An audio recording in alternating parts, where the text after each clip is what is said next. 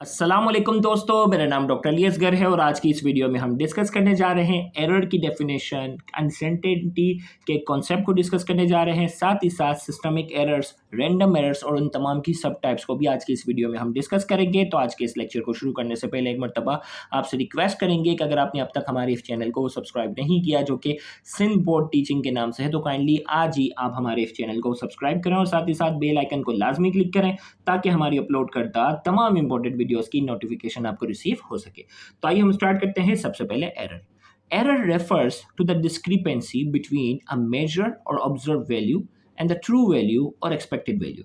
Error में हम क्या करते हैं कि जो वैल्यू ट्रू है, देखिए एक चीज़ को आपको कहा जाए मेजर करो, ठीक है, फॉर एग्जांपल इसकी एक्यूरेट लंबाई जो थी वो 10 सेंटीमीटर थी, लेकिन जब आपने मेजर की तो आपको लंबाई जो है वो 10 से थोड़ी सी ज़्यादा फील हो रही है। तो इसका मतलब आपकी रीडिंग में क्या है, एरर है। तो एरर क्या होता है, refers to the discrepancy between a measure और ऑब्जर्व वैल्यू। जो आप जो है वो ऑब्जर्व कर रहे हो वो वैल्यू हो, जो एग्जैक्ट मेजर वाली वैल्यू हो उसमें जो वो डिस्क्रिपेंसी हो, थोड़ा सा फर्क हो, या दूसरे अल्फाज में कहा जाए द ट्रू और एक्सपेक्टेड वैल्यू। एक्सपेक्टेड वैल्यू और ट्रू वैल्यू के अंदर जो फर्क आता है उसे हम कहते हैं एरर। फिर आता है अनसर्टेनिटी। अनसर्टेनिटी इसी से रिलेटेड टॉपिक है, लेकिन थोड़ा सा कॉन्सेप्ट इसका डिफरेंट है। Uncertainty relates to the lack of precise knowledge और the degree of doubt associated with a measurement, prediction और एस्टिमेशन। यहाँ हम ये बात करने जा रहे हैं कि अनसर्टेनिटी क्या है, relates to the lack of precise knowledge. इसमें क्या होता है, प्रिसाइज एक डिटेल नॉलेज की क्या होना, कमी होना, और the degree of doubt associated with a measurement, prediction और एस्टिमेशन, जिसमें क्या हो, जो भी आप मेजरमेंट कर रहे हो उसमें क्या हो, डिग्री ऑफ डाउट मौजूद हो, प्रिडिक्शन में डाउट मौजूद हो, या एस्टिमेशन जो है जो आप कैलकुलेशन करते हो उसमें क्या हो, डाउट हो, उसे हम क्या कहते हैं, अनसर्टेनिटी। मिसाल के तौर पर एक ऑब्जेक्ट है, आपको कहा गया कि भाई इसका वेट मेजर कर, आपने कहा 10 किलोग्राम। अब 10 किलोग्राम के आगे आपने जो मेजरमेंट तो कर ली, लेकिन 10 किलोग्राम के आगे कितना माइक्रोग्राम ऊपर था वो हमारा इंस्ट्रूमेंट मेजर नहीं कर रहा। कितना मिलीग्राम जिसमें मौजूद था, कितना ग्राम का डिफरेंस था। तो हर इंस्ट्रूमेंट में क्या होती है, एक अनसर्टेनिटी होती है। वो 10 ग्राम जो है वो रफ एस्टिमेशन आपको बता रहा है, उसके ऊपर मिलीग्राम, माइक्रोग्राम, नैनोग्राम, ये अगर आप डिटेल में अगर जाओगे तो उसके पास जो है वो इंस्ट्रूमेंट्स में क्या होगी, लैक ऑफ प्रिसाइज नॉलेज। वो प्रिसाइज नॉलेज तो होगी नहीं, तो इसका मतलब क्या होगा, मिलीग्राम, माइक्रोग्राम और नैनोग्राम तक पे जाकर जो हो इसमें क्या होगी, अनसर्टेनिटी मौजूद होगी। हम तो बता देते हैं भाई 10 किलोग्राम है, अब 10 किलोग्राम के ऊपर कितना ऊपर है कितना नीचे है, तो वो उसमें क्या है, अनसर्टेनिटी में आ जाएगा। फिर इसके बाद आ जाते हैं इसी एरर की, अगर हम बात करते हैं सिस्टमिक एरर और रैंडम एरर्स की बात करेंगे। Systemic errors are the errors that have a clear cause and can be eliminated for future experiment. Systemic error जो होते हैं वो एरर होते हैं जिसमें क्या होता है, हैव अ क्लियर कॉज, उसमें वजह हमें पता होती है, and can be eliminated for future experiment, जिसे हम क्या कर सकते हैं, फ्यूचर एक्सपेरिमेंट में उसको हम क्या कर सकेंगे, एलिमिनेट कर सकेंगे। अगर हम एहतियात करेंगे तो उस एरर को हम खत्म कर सकते हैं। अब ये सिस्टमिक एरर जो है वो खत्म होने वाले एरर जो है, इसके हमारे पास कितने टाइप्स हैं, there are 4 types of systemic error हमारे बुक के अंदर है। व्हेन द इंस्ट्रूमेंट, देखिए सबसे पहले इंस्ट्रूमेंटल एरर है, फिर इन्वायरमेंटल है, फिर ऑब्जर्वेशनल और फिर क्या है, थ्योरेटिकल है। तो सिस्टमिक एरर में सबसे पहले आता है instrumental. When the instrument being used does not function properly causing error in the experiment. हमने कहा जो इंस्ट्रूमेंट हम यूज कर रहे हैं वो सही से काम नहीं कर रहा है, जिसकी वजह से एरर आ रहा है। Such as scale that read 2 gram more than actual weight of the object causing the measure values to read too high consistently.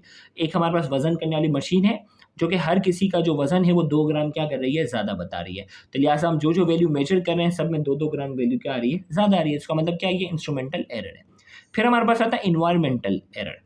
When the surrounding system, such as lab, causes error in the experiment, the scientist's cell phone radio frequency waves causes the Geiger counter to incorrectly display the radiation। अब देखो भाई, surrounding जो है ना, labs में जो है वो लैब्स के जो सराउंडिंग की वजह से जो एरर आ रहा है उसे एक्सपेरिमेंटल एरर कह रहे हैं।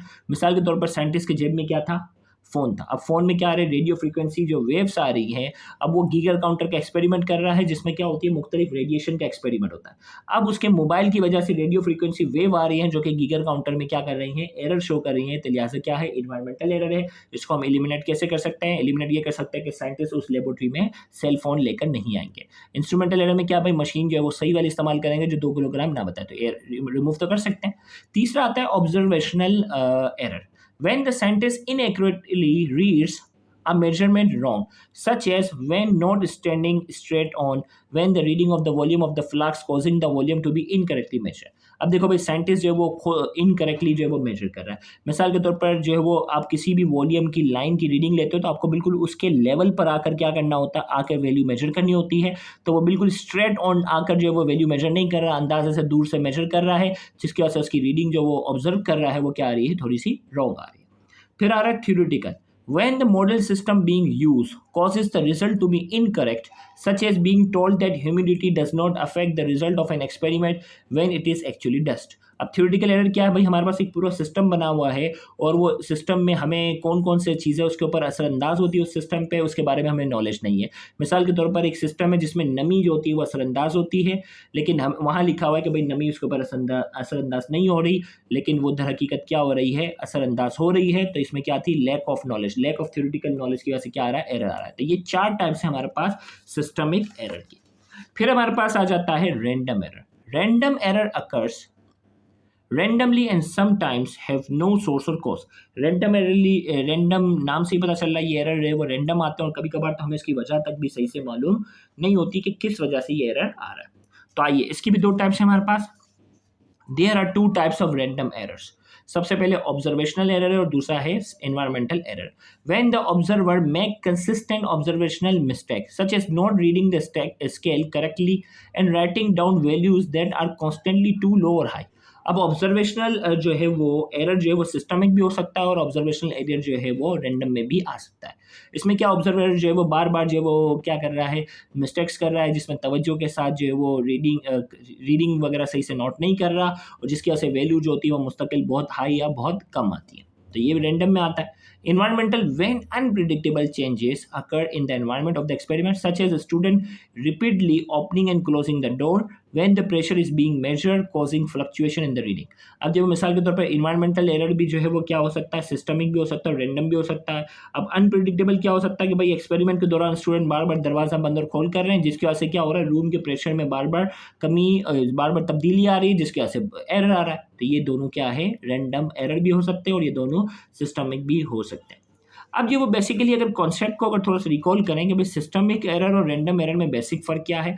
Systemic error and random errors are sometimes similar, कभी कभार सिमिलर है, जैसे ऑब्जर्वेशनल और environmental. So here is a way to distinguish between them. इनके दरमियान डिस्टिंग्विश करने का तरीका क्या है। सबसे पहले systemic errors that occur in the same directional consistently, meaning that if the scale way was off by extra 3 pound, then every measurement for that experiment would contain an extra 3 pound. This error is identifiable and once identified they can be eliminated for future experiment. Systemic error जो है वो बार बार same direction में होगा consistently.